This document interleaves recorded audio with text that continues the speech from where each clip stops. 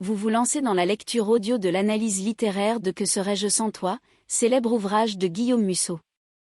Au fil de cette lecture, vous découvrirez dans un premier temps une brève mise en contexte de l'œuvre et son auteur. Ensuite, un résumé de l'ouvrage vous sera exposé, suivi d'une analyse des personnages et des points clés du roman. Une fois ces différents points abordés, il ne nous restera plus qu'à conclure cette écoute par quelques questions qui pourront alimenter encore davantage votre réflexion. L'auteur. Guillaume Musso, né le 6 juin 1974 à Antibes, Alpes-Maritimes, a enseigné les sciences économiques et sociales après avoir obtenu son CAPES. Il a réalisé un séjour aux États-Unis qui lui a inspiré de nombreuses idées de romans. Il s'est fait connaître du grand public avec son roman Et après 2004, vendu à 1 million d'exemplaires et traduit dans une vingtaine de langues. Depuis, il édite un roman chaque année et tous ont un succès fou.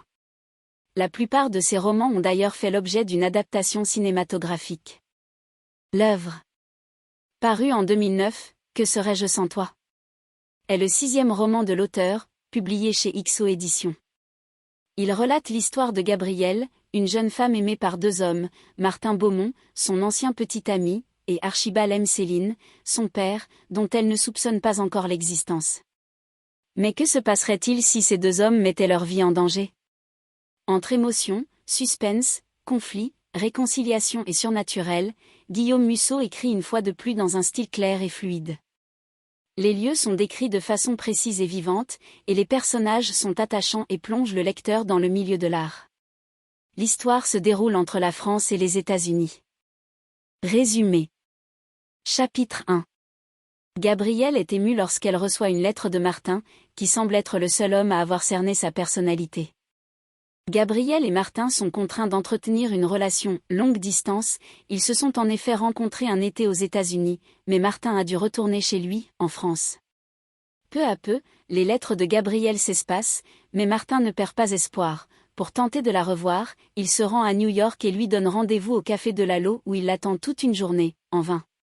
Déçu qu'elle ne l'ait pas rejoint, il décide de devenir flic, et non écrivain comme il en rêvait. Il rentre alors en France. Première partie. Chapitre 2.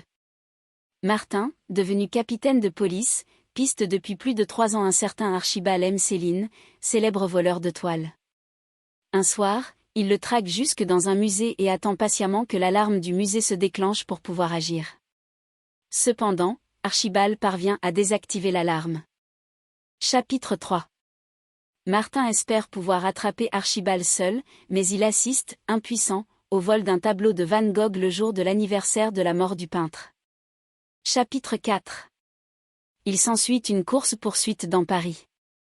Au moment où Archibald est rattrapé, Martin est déstabilisé car le voleur semble le reconnaître. Archibald jette alors le tableau de Van Gogh dans la Seine. Chapitre 5. Martin décide de récupérer le tableau, mais il s'aperçoit que c'est un faux. Chapitre 6. Archibald se rend en Écosse en hélicoptère avec le véritable tableau de Van Gogh. Chapitre 7. Archibald examine le dossier de Martin, tandis que celui-ci, de son côté, étudie les failles d'Archibald pour parvenir à l'arrêter. Martin reçoit une caisse de 2 bouteilles de Dom Pérignon et soupçonne Archibald de lui avoir envoyé ce vin. Chapitre 8. Martin pense que le prochain vol d'Archibald sera la clé du paradis, un diamant de 65 carats. Selon une légende, ce diamant porterait malheur au propriétaire malhonnête, mais serait source de vie et de bonne fortune pour le propriétaire honnête. Au même moment, alors qu'il est rentré à New York, Archibald apprend qu'il a une tumeur du pancréas. Chapitre 9. Mademoiselle O, qui poursuit également Archibald, demande à Martin de l'aider dans sa tâche. Chapitre 10. Martin pose des conditions à sa collaboration avec Mademoiselle O. Il décide d'exploiter les empreintes laissées par Archibald sur les bouteilles de Dom Pérignon, bien qu'elles soient si nettes qu'il se demande si ce n'est pas un piège. Chapitre 11. Martin démissionne de son travail de policier et part pour les États-Unis avec Mademoiselle O pour traquer Archibald. Auparavant, il dit au revoir à Camille, une petite fille qu'il avait trouvée dans une poubelle lorsqu'elle était bébé et dont il avait sauvé la vie.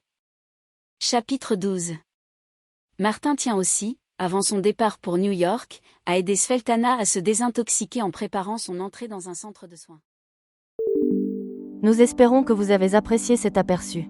Pour continuer à écouter ce livre audio sur Google Play Livres, utilisez le lien dans la description de la vidéo.